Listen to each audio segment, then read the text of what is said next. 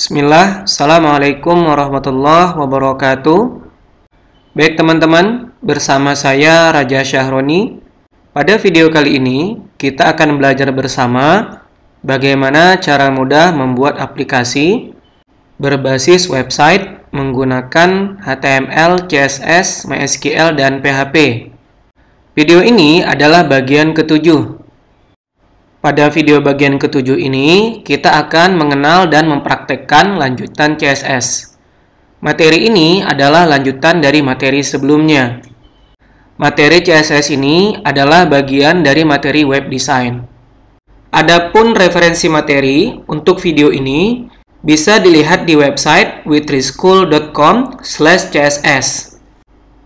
Nah, ini adalah situs referensi untuk video kali ini. Teman-teman bisa lihat secara lengkap ada di sini. Dan apa yang disampaikan di video hanyalah teori-teori dasar, dan ketika nanti praktek hanya praktek dasar dari CSS. Lebih lanjutnya teman-teman bisa lihat website witrischool.com/css. Baik teman-teman, selanjutnya kita akan belajar bagaimana menerapkan internal CSS pada dokumen HTML. Sebelumnya, kita sudah mempelajari inline CSS. Pada inline CSS, kita juga sudah menerapkan bagaimana penulisan sintaks CSS. Insya Allah, setelah kita mempelajari inline CSS, akan mempermudah kita mempelajari internal dan eksternal CSS. Baik teman-teman, langsung saja kita mempraktekkan internal CSS. Sebelumnya, silakan teman-teman buka di mana folder examnya diinstal. Setelah itu, teman-teman buka htdocs dan buka folder belajar app yang sudah kita buat sebelumnya. Lalu dibuka folder materi CSS yang sudah kita buat sebelumnya juga. Lalu inline CSS ini akan kita copy paste menjadi internal CSS. Klik kanan, lalu teman-teman pilih copy. Lalu pastekan di folder ini juga. Setelah itu kita ganti namanya menjadi internal css.html. Nah, file ini kita buka di Notepad++. Bisa langsung di double klik. Baik teman-teman, kita akan langsung mengubah inline CSS menjadi internal CSS. Yang pertama, kita ubah dulu title-nya menjadi internal CSS. Nah, seperti yang kita pelajari sebelumnya, internal CSS diletakkan di elemen head. Caranya adalah dengan menambahkan satu elemen style. Ini pembuka, dan ini adalah penutupnya. Misalkan kita membuat script CSS-nya sebagai berikut. Kita scroll ke atas. Nah, ini adalah contohnya. Jadi, kita pindahkan dari inline CSS menjadi internal CSS. Seperti biasa teman-teman, kita buat komentar untuk mempermudah kita menjelaskan script yang kita buat. Lalu, seperti yang kita pelajari sebelumnya, selektor CSS terbagi menjadi 3. Ada ID, class, dan elemen. Nah, yang pertama ini kita buat script CSS-nya untuk selektor elemen HTML. Jadi kita ingin nanti setiap elemen H1 berwarna biru dan font size-nya 20 pixel. Untuk elemen H3 itu text transform uppercase atau tulisannya menjadi besar semua. Setelah itu untuk gambar, kita ingin nanti lebarnya 500, tingginya 333 pixel, lalu border radiusnya 10 pixel. Untuk tabel nanti kita inginkan garisnya lebih rapi menggunakan border collapse sama dengan collapse. Setelah itu untuk input dan text area kita ingin nanti lebarnya hanya 95%. Lalu untuk elemen P atau paragraf berwarna hitam. Berikutnya selektor ID pada CSS. Nah teman-teman, seperti yang sudah disampaikan sebelumnya, selektor ID itu memiliki tanda pagar di awal nama selektornya. Jadi misalkan ada ID P1, colornya adalah red, jadi warna tulisannya adalah merah. Berikutnya ada ID informasi, ID ini digunakan untuk membangun sebuah kotak dengan ketebalan garis 1 piksel dan berwarna merah. Lalu jarak tulisan dan garis pembatas 20 piksel dan lebar dari kotak tersebut 50%. Selanjutnya ada selektor kelas pada CSS. Untuk kelas itu ditandai dengan tanda titik di awal nama selektornya. Jadi misalkan kelas P2 color sama dengan green, tulisannya akan berwarna hijau. Yang terakhir ada kelas deskripsi. Color sama dengan gray. Warna tulisannya nanti akan berwarna abu-abu. Baik teman-teman, setelah kita pindahkan inline CSS menjadi internal CSS, maka atribut inline CSS pada elemen HTML akan kita hapus. Nah, ini akan kita hapus semua. Kita akan coba menggunakan script yang baru.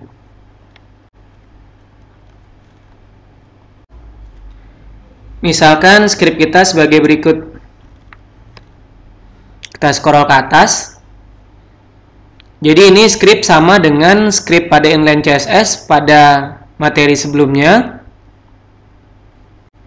Nah, di sini H1-nya sudah kita hapus atribut style-nya karena H1 ini sudah kita definisikan style-nya pada internal CSS. Ini dia.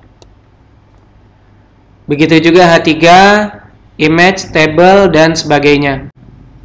Setelah itu untuk elemen P, kita buat menjadi beberapa jenis.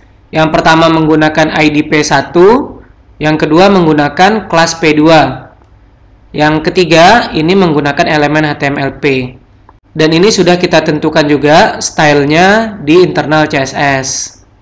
Jadi ini dia teman-teman.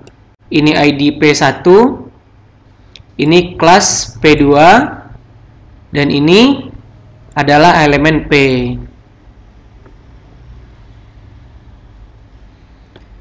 Begitu juga untuk image, untuk table, beserta input dan teks areanya. Lalu kita tadi juga membuat ID informasi dan kelas deskripsi. Kita scroll ke atas. Nah, pada internal CSS ada ID informasi untuk membuat sebuah kotak yang berwarna merah dan garisnya 1 piksel. Lalu ada kelas deskripsi yang akan menjadikan warna tulisan isi dari elemen HTML menjadi warna abu-abu.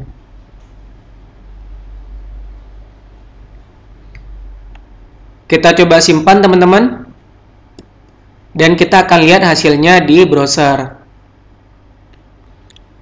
Teman-teman bisa buka folder belajar app, lalu diklik materi CSS. Nah, di sini ada dua filenya, inline dan internal. Kita akan coba internal CSS. Kita klik, dan ini adalah hasilnya. Nah, jadi sebenarnya internal CSS ini, karena kita sudah mempelajari inline CSS sebelumnya, tinggal kita pindahkan dari elemen HTML ke elemen head HTML. Baik, kita kembali ke Notepad++. Jadi kita juga bisa dalam satu halaman itu menggunakan internal CSS, dan kita juga bisa mengkombinasikan dengan inline CSS.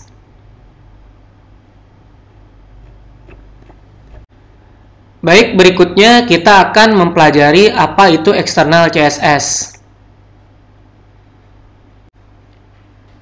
Nah, eksternal CSS ini teman-teman, kita akan menerapkan CSS di luar dari dokumen HTML. Jadi sebenarnya kita hanya memindahkan internal CSS menjadi file CSS tersendiri. Baik, langsung saja kita coba.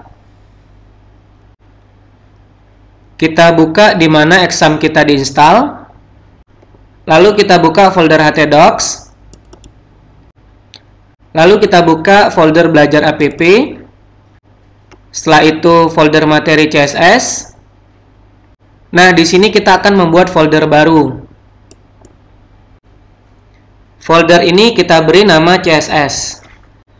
Jadi nanti file CSS-nya akan kita simpan dalam folder CSS ini. Setelah itu kita buka folder CSS. Lalu kita akan membuat file baru. Klik kanan. Nah, di sini kita buat misalkan nama filenya adalah style.css. Jadi untuk file eksternal CSS, ekstensinya adalah CSS. Lalu kita klik yes pada dialog ini. Nah, agar mudah teman-teman bisa menjadikan Notepad++ sebagai editor default untuk file CSS. Kita coba buka. Nah, ini masih dalam keadaan kosong. Kita akan kopikan internal CSS dari file internal css.html. Ini filenya. Lalu kita pindahkan isinya. Scroll ke bawah. Lalu kita copy. Lalu kita pastekan di sini. Nah, ini dia teman-teman. Jadi untuk CSS itu memiliki file tersendiri. Nah, file inilah yang akan dipanggil nanti di dokumen HTML. Baik, kita buat satu file HTML untuk eksternal CSS. Kita kembali kepada folder materi CSS. Nah, kita sudah berada di folder materi CSS, teman-teman. Lalu, agar cepat, kita bisa mengcopy paste file internal css.html. Ctrl C.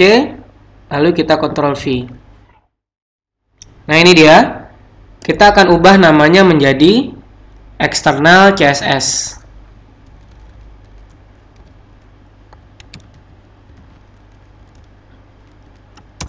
Lalu kita klik Enter. Nah, file ini akan kita buka di Notepad++. Selanjutnya, kita akan mengganti title-nya, teman-teman. Dari title materi internal CSS menjadi materi eksternal CSS. Berikutnya kita akan menghapus elemen style. Kita hapus elemen stylenya. Nah, kita tambahkan elemen link. Jadi elemen link ini yang akan digunakan oleh dokumen HTML untuk memanggil eksternal CSS. Di sini ada hyperlink referensinya, teman-teman. Sebelumnya kita buat dulu nama foldernya, berikutnya nama filenya. Nah, untuk kata-kata internal CSS kita ubah menjadi eksternal CSS.